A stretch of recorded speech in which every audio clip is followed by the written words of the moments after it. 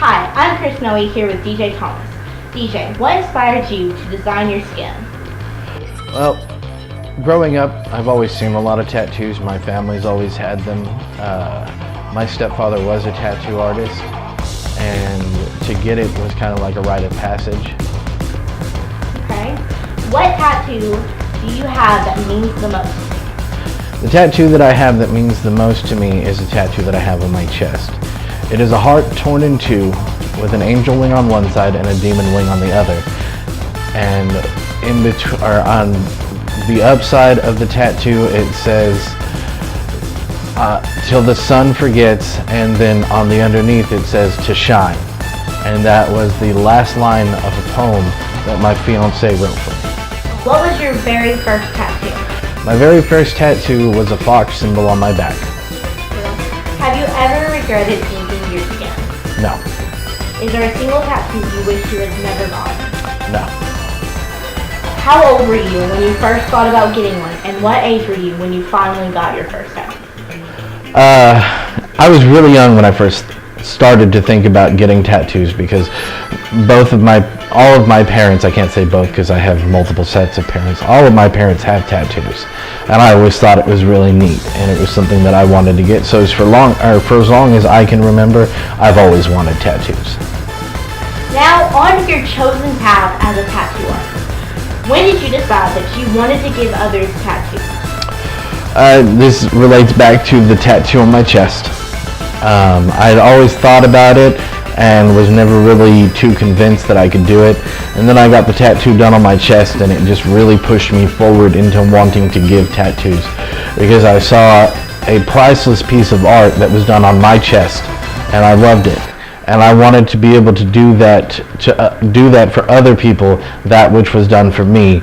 So you do feel that tattoo artists are artists in their own right? Tattoo artists are very much so artists. What they do is not easy. It can be easily messed up, and the difference between tattoo artists and regular artists is, if we mess up, we can't just erase it and start again.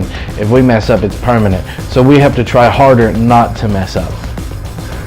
What is your favorite part of giving or receiving a tattoo? My favorite part of giving a tattoo is the reaction on people's face when I finish.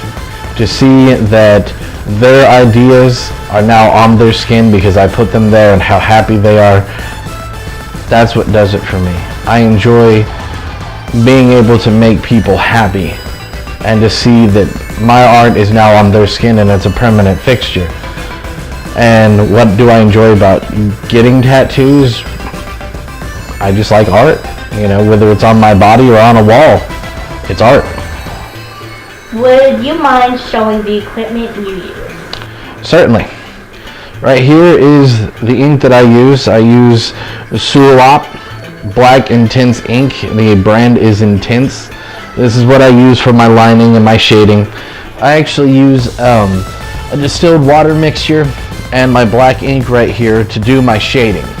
And that's how you create shadows and so forth and so on. It's used because it dilutes the ink a little bit. It's still just as dark in the bottle, but when it hits the skin, it dilutes it and able to make shadows from it. Now, the things that most people get afraid of when it comes to your typical tattoos are these bad boys right here.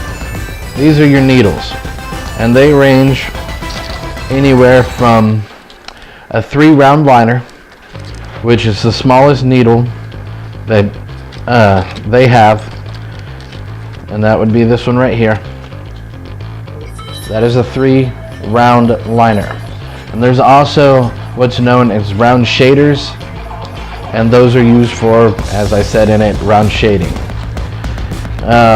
We have this right here, which is a 5-round shader. And the way that this one works is it's a group of 5 needles, and it's grouped in a circle, and it goes dot, dot, dot, dot, dot. And that's so that when you're hitting, it just does 5 individual dots in a shading pattern. Now, the needles I've described to you so far aren't really that bad at all. The ones that get most people and the ones that hurt the most are your mags. If you look up at the top there, that is a group of 9 different needles stacked 5 on top and then 4 just below those. Then they're catty corner from each other. And those are used for doing the deep coloring of your tattoos, like right here and right here. Whereas you can see the outline, that right there was done with a 5-liner. Now, most people, like I said, that's what they're afraid of the most when it comes to tattoos.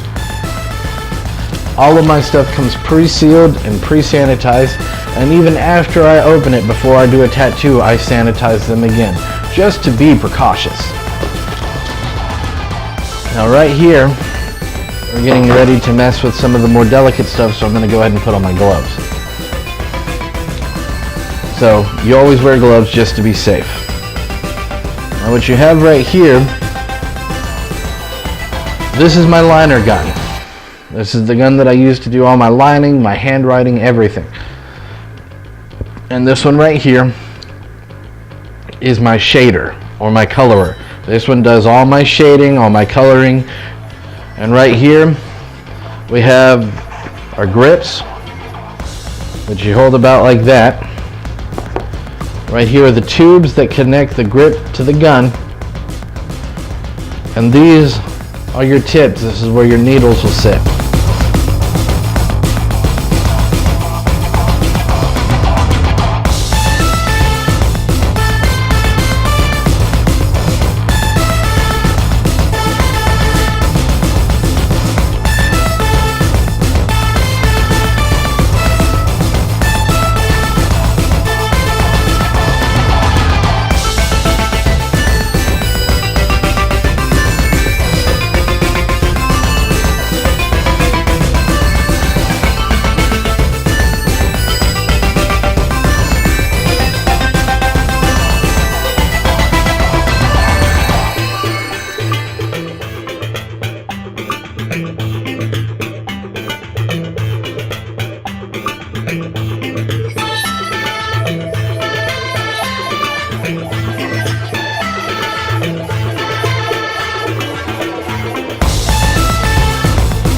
That is how you set up your tattoo gun.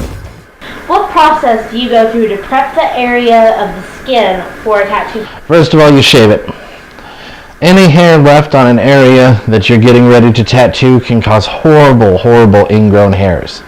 And that ingrown hair can actually cause your skin to lift, and it will kill off where that ink is just set and just pretty much peel it off like it was a sunburn. And then you just went through all of that for nothing.